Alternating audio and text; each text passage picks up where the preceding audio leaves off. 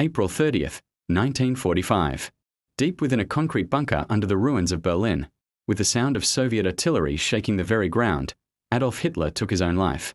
The news of the dictator's demise spread across a war-torn world like wildfire, but it didn't ignite a single, unified celebration.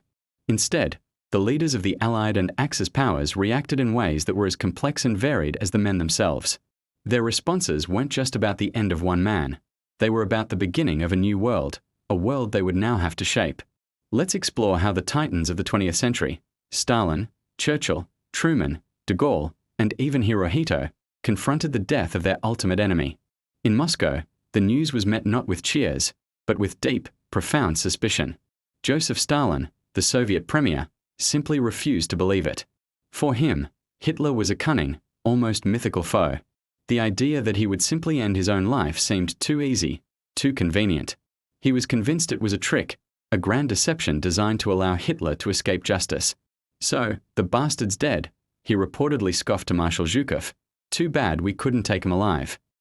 This disbelief wasn't just paranoia, it was strategic.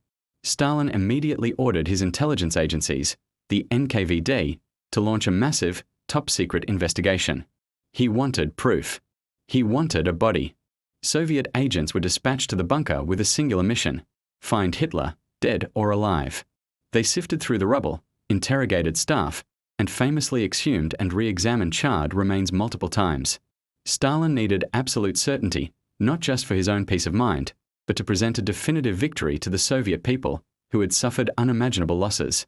He feared that if Hitler's death remained a mystery, a myth of his survival could emerge, potentially inspiring future fascist movements. For Stalin, the war against Hitler wouldn't truly be over until he held irrefutable, physical evidence in his hands. This obsession would fuel conspiracy theories for decades, all stemming from the Kremlin's initial, distrustful reaction. The monster was gone, but his shadow still loomed large in Stalin's mind. Across the English Channel, in London, the mood was starkly different. For Prime Minister Winston Churchill, the news brought a wave of immense, personal relief.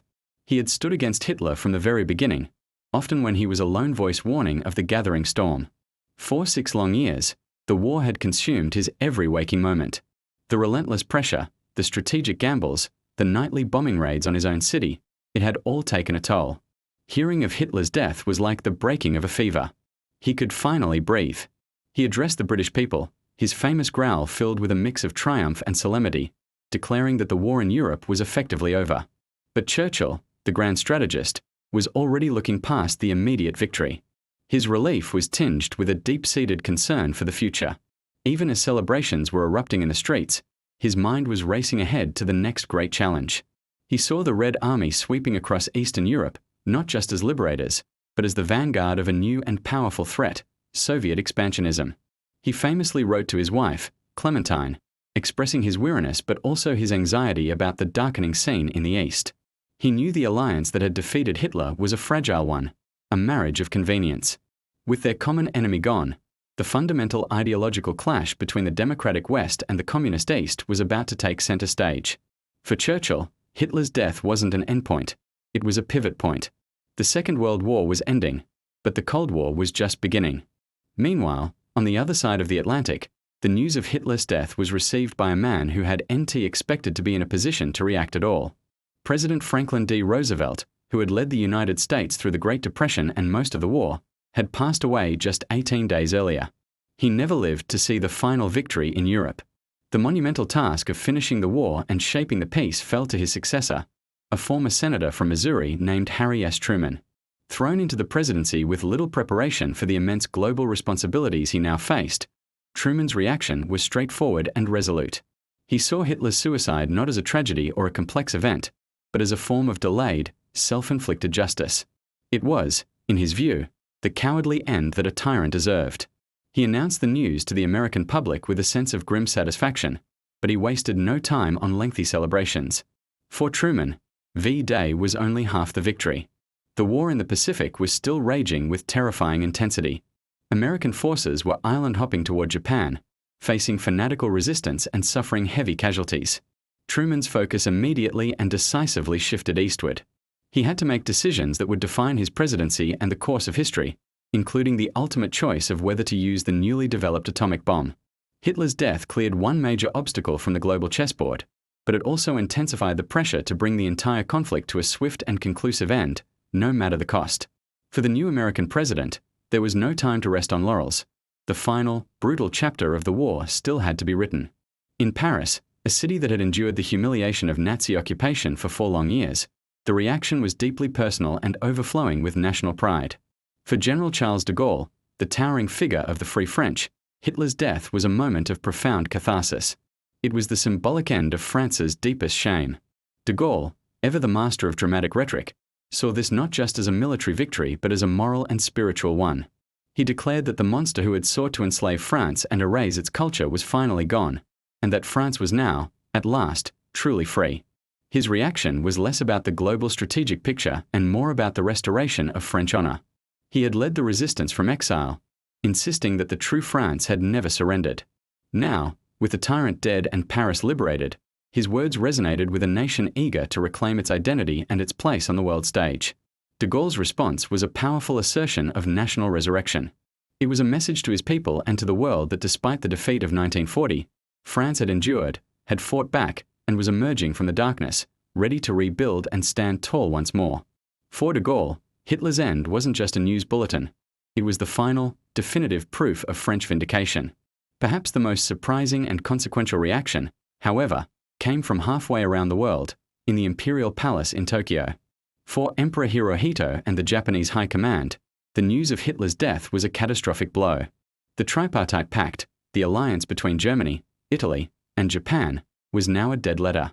Italy had already collapsed, and now Germany, their powerful European ally, was gone. Japan was utterly and completely alone.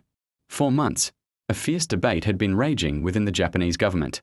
The militarist hardliners were determined to fight to the last man, woman, and child, believing that a final, decisive battle on the Japanese mainland would force the Allies into a negotiated peace. They were preparing the entire population for a suicidal defense. On the other side, a more pragmatic faction, including some members of the imperial court, could see the writing on the wall. The American industrial machine was overwhelming, and the constant firebombing raids were reducing their cities to ash. Hitler's death, and the subsequent surrender of Germany just days later, was the tipping point. It shattered the hardliners' argument that Japan was part of a powerful global alliance. It starkly illuminated their profound isolation. Faced with this new reality, Emperor Hirohito, who had largely remained above the political fray, began to seriously consider the unthinkable: surrender. The fall of his ally in Berlin forced him to confront the inevitable fate of his own nation if the war continued. While it would still take the atomic bombs and the Soviet invasion of Manchuria to force the final decision, the news from that Berlin bunker in late April was a crucial psychological shock that started Japan down the path to laying down its arms. The death of one dictator had sealed the fate of another's empire. And so, the death of a single man sent ripples of change across the entire globe, each leader reacting through the lens of their own personality, their nation's suffering, and their vision for the future. From Stalin's paranoid search for a body, to Churchill's weary look towards a new conflict, Truman's grim turn towards Japan, de Gaulle's triumphant declaration of French honor, and Hirohito's dawning realization of defeat. The end of one man's life truly marked the end of an era, and the violent, uncertain birth of a new one. Thank you so much for watching. It's incredible to think how one event could be seen in so many different ways.